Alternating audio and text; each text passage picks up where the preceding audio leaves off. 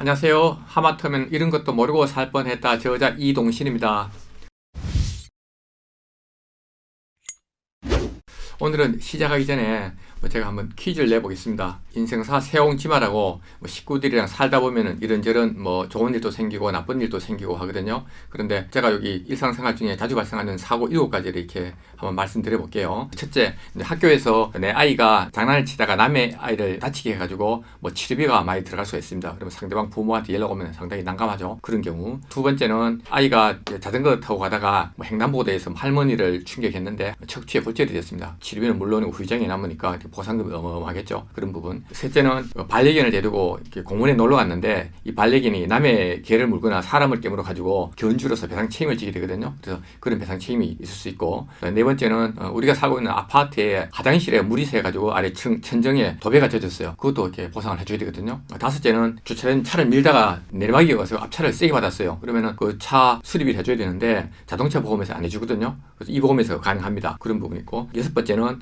길이나 이제 전철에서 사람들이 많이 붐비니까 팔을 잘못 쳐가지고 그 사람이 들고 있는 핸드폰을 망가뜨렸을 때 핸드폰에 대한 보상도 이렇게 문제가 되거든요. 그리고 마지막으로 할머니 집에 놀러 갔는데 얘가 그 할머니 집에 있는 골통품을 깨뜨린다라든가 비싼 소파를 칼로 그어 놓는다라든가 이럴 경우에 이제 보상해주는 보험이 있거든요. 눈치채신 분은 알겠지만은 이제 가족 일상 책임보험이라고 이런 그 일상생활에 자주 발생하는 책임을 보상해주는 보험입니다. 보험료는 월납보험료 한 800원에서 1000원 정도 됩니다. 근데 문제는 이게 단독 상품이 아니고 다른 보험에 이제 선택적으로 되어 있는 특약이다 보니까 본인이 가입해놓고도 모르는 경우가 많습니다. 이럴 경우에 금융 소비자 정보 포탈 파인에 가서 이렇게 확인을 하면 되고요. 파인에 보면은 내 보험 다 보요에 가서 본인 공인 인증서로 공인 인증을 하고 주민등록번호를 줘야 하면은 이게 본인 가입 내역이 나오게 되어 있습니다. 아니면은 요즘은 이제 그 자동차 보험 관련해서는 자동차 보험 정보 포탈 서비스가 있는데 저기에 들어가가지고 파인으로 바로 연결되도록 만들어놨거든요. 자세한 주소 사이트는 제가 여기 동영상 밑에 있는 문자창에 이렇게 남겨놓도록 하겠습니다. 필요하신 분은 가서 확인해 보시기 바랍니다. 그리고 이 보험이 단독 보험이 아니기 때문에 주로 이제 그 운전자 보험이나 주택 하재 보험, 의료 실손 보험에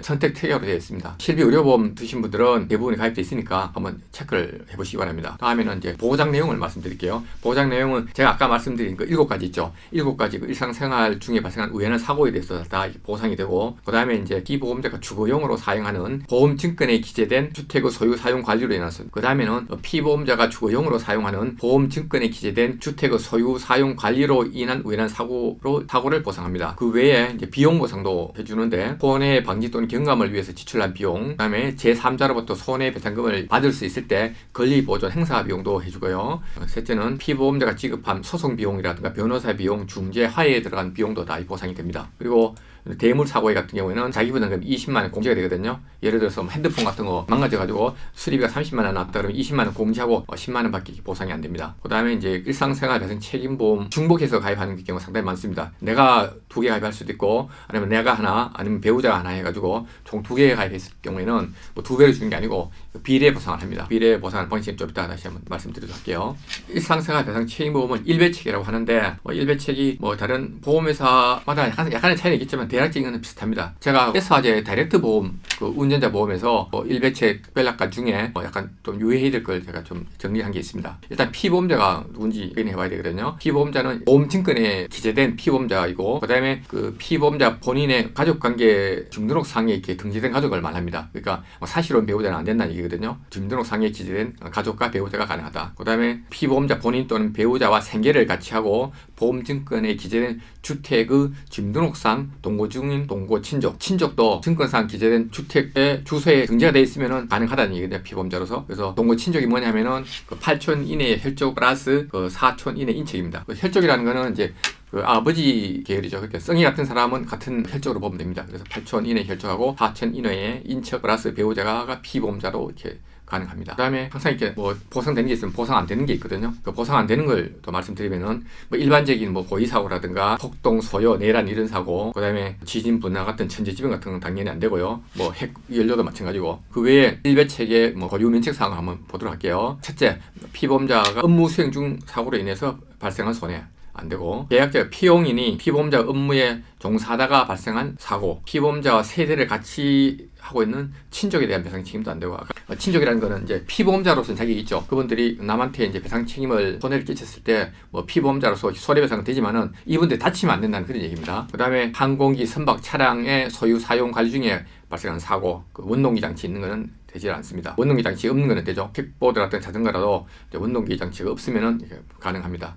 그리고 이제 마지막으로 징벌적 손해에 대한 배상 책임, 벌과금하고 징벌적 손해는 배상이 되지 않습니다. 일배책 관련해서 자주 듣는 질문이 또 있거든요. 그래서 질문 3가지를 한번 보겠습니다. 첫 번째 질문은, 아이랑 친척집에 놀러 갔는데 이제 친정 어머니가 끓는 물을 아이한테 떨어뜨려 아이가 화상을 입었어요. 화상을 입었을 경우에 되느냐 하는 그런 문제거든요. 우선은 되려고 그러면은 그 할머니하고 손자하고 동거를 하지 말아야 됩니다. 딴 집에 살아야죠. 기본적으로 등본상에 따로 살아야 되고, 그 다음에 할머니가 할머니나 그 배우자 명의로 가족 일상생활 배상 책임보험에 가입하고 있어야 이게 보상이 가능합니다. 뭐 혹시 이런 일이 생기면은 그 할머니 보험 가입되어 있는지 확인을 해보시면은 이렇게 빠를 것 같고, 그 다음에 두 번째는 가족이 운동기형 자전거나 전동 킥보드를 타던 중에 다른 사람이 다치게 했을 경우, 뭐 자전거나 일반적인 뭐 킥보드는 되지만은 그 원동기 장치, 그 다음에 전동 킥보드 이건 안 되거든요. 원동기에 들어갔으니까 보상이 안 되는 걸로 이렇게 알고 계시면 될 것 같고, 그 세 번째는 애가 뭐 동네에서 뭐 이렇게 축구나 농구를 하다가 발꿈치로 뭐 이렇게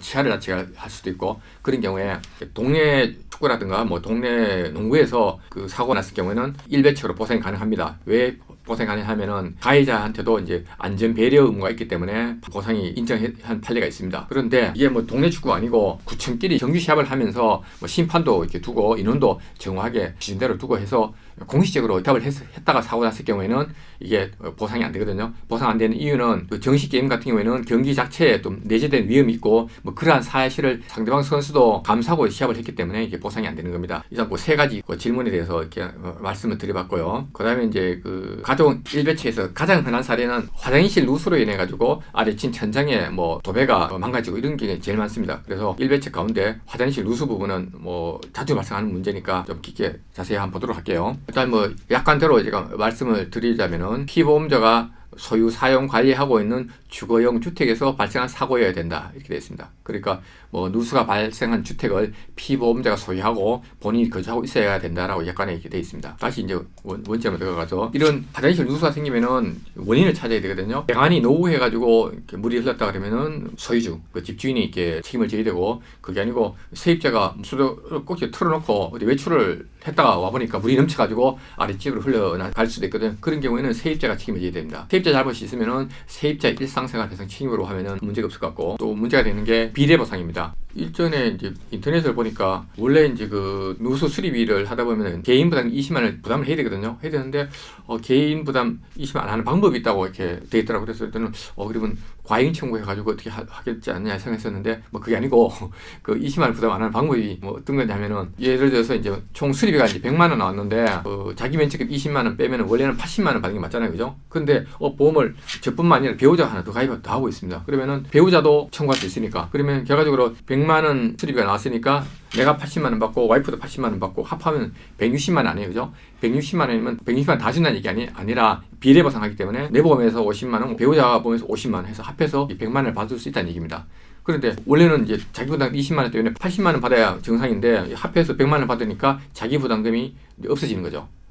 그렇게 아시면 될 것 같고, 그 다음에 이제 회사마다 좀 틀리겠지만은 누수 공사 같은 경우에 좀 보험에서 청구하는 서류가 몇 가지 있습니다. 일단 뭐 보험금 청구서하고 개인정보 활용 동의서는 뭐 기본적인 거고, 집에 살고 있는 사람, 그 다음에 아래층에 살고 있는 사람 사고 항의서가 필요하고, 그 다음에 수리 견적서, 위층에 배관 수리한 수리업체가 작성한 견적서, 그 다음에 아래층 도배업자, 인테리어 업자가 작성한 뭐 견적서가 필요할 것 같고, 그 다음에 그분들한테 입금해준 영수증이 있어야 되겠죠. 그리고 이제 사진도 좀 필요한데, 수리하기 전에 사진을 2장 찍고, 그래 수리하면서 2장 찍고, 수리가 완료된 다음에 2장 찍고 하더라고요. 거기에 맞게 이렇게 서류를 준비해 주시면 될 것 같습니다. 사실 그 일배책은 되게 보험료가 저렴하면서 일상생활에 여러 가지 담보를 해주니까 제가 봤을 때는 매우 유용한 보험입니다. 그래서 또 요즘 사회생활이 좀 남들하고 부딪히다 보면은 항상 이렇게 간단하지만은 사소한 일이 생길 수도 있고, 돈을 떠나가지고 또 손해배상할 만큼 일이 생기면 서로가 좀 껄끄러워지고 작은 트러블이 큰 트러블이 될 수가 있거든요. 그래서 보험회사에 맡기면 깨끗한 거니까 일상생활 배상 책임 보험료도 대부분이 부속 계약이긴 하지만은 뭐 1,000원도 안 되니까 가입을 꼭 해주시기 바랍니다. 그리고 이번 시간에는